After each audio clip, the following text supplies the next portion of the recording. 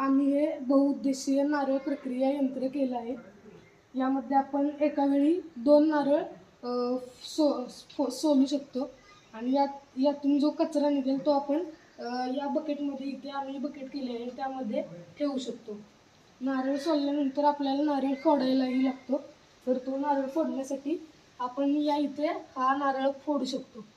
नारळ फोडला की आपल्याला नारळ खोवायला लागतो बर्फीसाठी वगैरे, तर आम्ही इथे खवणी केली आहे. इथे खवणीने आपण खिस काढू शकतो नारळातला. नंतर पुढे आपण नारळात त्या खिसाचा आपल्याला दूध बनवायचं असेल तर इथे फ्री एनर्जी म्हणजे इलेक्ट्रिसिटीचा वापर न करता तयार केलेला मिक्सर आपण केलेला आहे. हा हँडल फिरवला हा मिक्सर चालतो. यामधून आपण नारळाच्या खवणीचं दूध काढू शकतो. घरामध्ये आपल्या शहाळं असतं, शहाळ्यातून पाणी काढणं खूप अवघड आहे.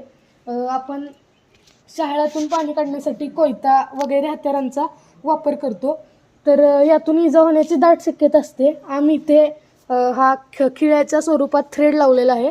आपण हे शहाळं आपण यामध्ये असंही केलं आणि हा हँडल फिरवला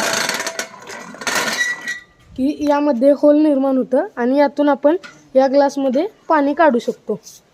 नंतर आता ज्या नारळाच्या जवळ्या असतात त्याचा आपल्याला खराटा करायचा असतो. त्यासाठी आम्ही हे तयार केलं आहे. समजा ही जावळीपासून खराटा तयार करण्यासाठी इथे हे यंत्र आहे. नंतर खराटा आपल्याला किती साईजचा करायचा आहे यासाठी इथे हे यंत्र आहे.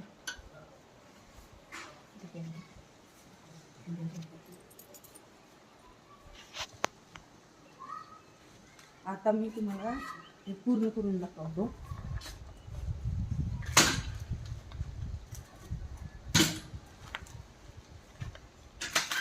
आपण हे पायाच्या साह्याने फोडू शकतो. हाताने सर्व यंत्रे हाताचे असतात. जर एखाद्या व्यक्ती दिव्यांग असेल तर तो पायाने फोडू शकतो.